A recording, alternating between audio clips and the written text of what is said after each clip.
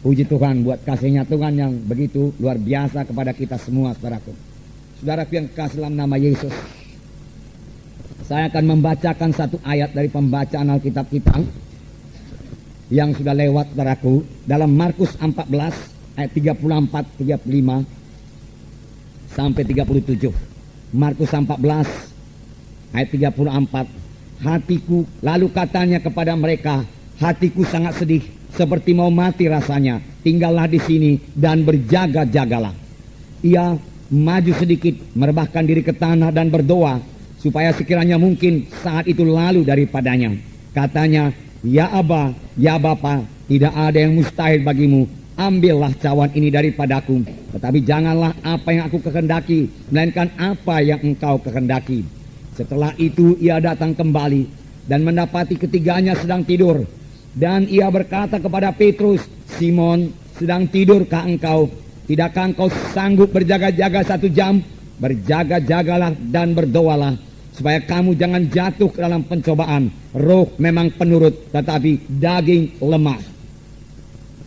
Sekali lagi dalam ayat 37. Setelah itu ia datang kembali dan mendapati ketiganya sedang tidur. Dan ia berkata kepada Petrus, Simon, sedang tidurkah engkau? Tidakkah engkau sanggup berjaga-jaga 1 jam? Berjaga-jagalah dan berdoalah, supaya kamu jangan jatuh ke dalam pencobaan. Roh memang penurut, tetapi daging lemah. Tuhan Yesus sendiri mengatakannya kepada murid-murid, tidak sanggupkah kamu berjaga-jaga 1 jam dengan aku? Karena banyak pencobaan, saudaraku. Saya yakin, saudaraku, 1 jam adalah waktu minimum bagi setiap anak-anak Tuhan yang mau menang dalam hidup rohaninya. 1 jam merupakan waktu minimum untuk berdoa tiap-tiap hari, saudaraku. Dengan berdoa 1 jam per hari kita akan disegarkan. Dengan berdoa 1 jam per hari kita akan menang atas dosa. Dengan berdoa 1 jam per hari kita menang atas setan dan iblis. Karena pada waktu berdoa itulah kita dikuatkan, saudaraku. Dan dengan berdoa 1 jam pertumbuhan rohani kita akan baik. Dan kita bisa sampai kepada kehendak Tuhan, saudaraku. Saya sangat bersyukur kepada Tuhan.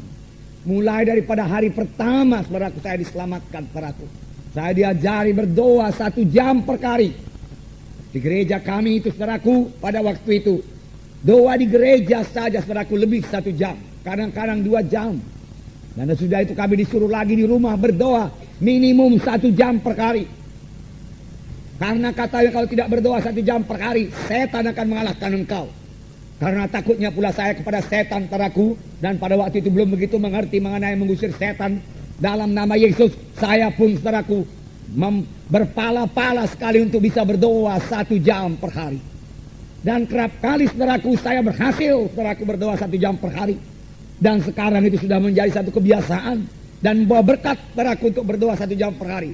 Bahkan sekarang ini, saudaraku, setelah kami berumah tangga, kami juga berdoa 1 jam per hari. Kalau kami berdoa bersama-sama, saudaraku, tentunya, saudaraku, kemenangan, sukacita, saudaraku, kami terima sebagai hasil daripada doa 1 jam per hari itu, saudaraku. Tuhan Yesus, seperti kita baca tadi, mengatakan hal ini di Taman Getsemani. Tidak sanggupkah kamu berdoa 1 jam? Dan berjaga-jaga dengan aku. Berjaga-jaga dan berdoalah, supaya kamu jangan jatuh ke dalam pencobaan. Tubuh memang lemah, tapi roh itu yang kuat, dia katakan, saudaraku. Saudaraku yang kasih dalam nama Yesus, pada waktu Tuhan Yesus mengatakan demikian ini, dia memang dalam pergumulan yang amat sangat. Pada waktu itu Tuhan Yesus, saudaraku, diserang oleh semua kekuatan iblis. Semua kekuatan neraka, saudaraku, dipusatkan kepada Yesus untuk mengalahkan Tuhan Yesus.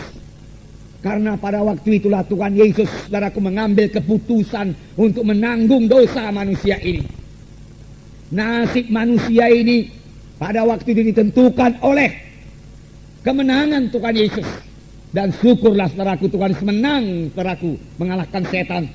Pada mulanya seolah-olah Tuhan Yesus enggan mengangkat dosa manusia.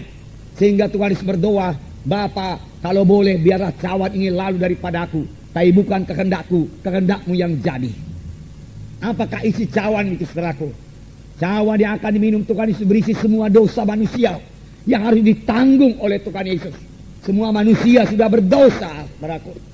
Dan kalau manusia itu mau diselamatkan, harus ada seseorang yang tidak berdosa, yang menanggung dosa manusia itu. Harus ada substitusinya, saudaraku, supaya manusia itu bisa bebas dari dosa.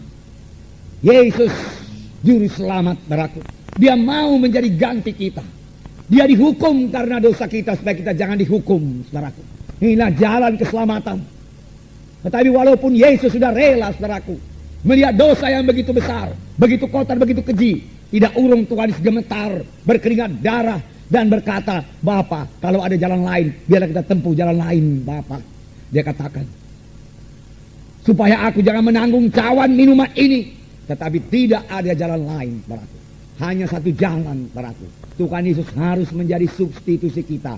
Tuhan Yesus harus menjadi ganti kita, saudaraku, supaya kita bisa bebas dari dosa, saudaraku. Dan Tuhan Yesus akhirnya mengambil cawan minuman itu dan meminumnya, saudaraku, sampai kepada teguk yang terakhir. Mulai saat itu tangan manusia berdosa bisa sampai dan menangkap Tuhan Yesus.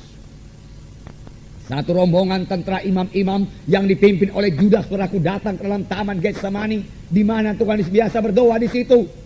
Dan mereka mulai menangkap Tuhan Yesus.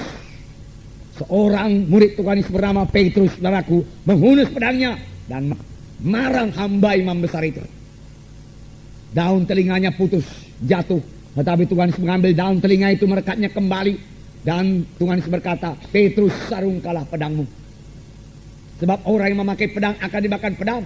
Apa engkau pikir aku tidak sanggup sekarang ini juga memanggil 12 legiun tentara malaikat untuk membebaskan kita? Tetapi kalau aku panggil, bagaimana mungkin genap semua nas Alkitab itu? Apa yang dikatakan Alkitab? Bagaimana mungkin aku memikul dosa manusia? Dosa manusia tidak jadi dipikul, oleh sebab itu semua manusia akan terhilang. Demikian Tuhan Yesus berkata, saudaraku.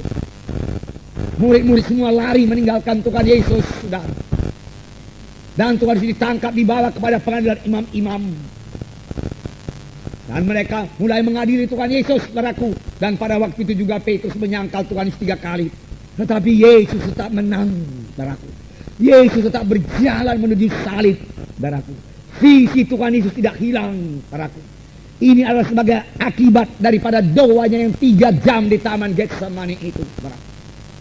Dia tidak tergoncang, saudaraku, oleh begitu hebatnya serangan musuh, saudaraku. Dengan tenang dia maju memikul salib untuk memikul dosa manusia, saudaraku. Saudara, ini adalah sebagai akibat daripada doa. 3 kali dia berdoa. Saya yakin masing-masing berdoa itu 1 jam, 3 jam di taman Getsemani, saudaraku.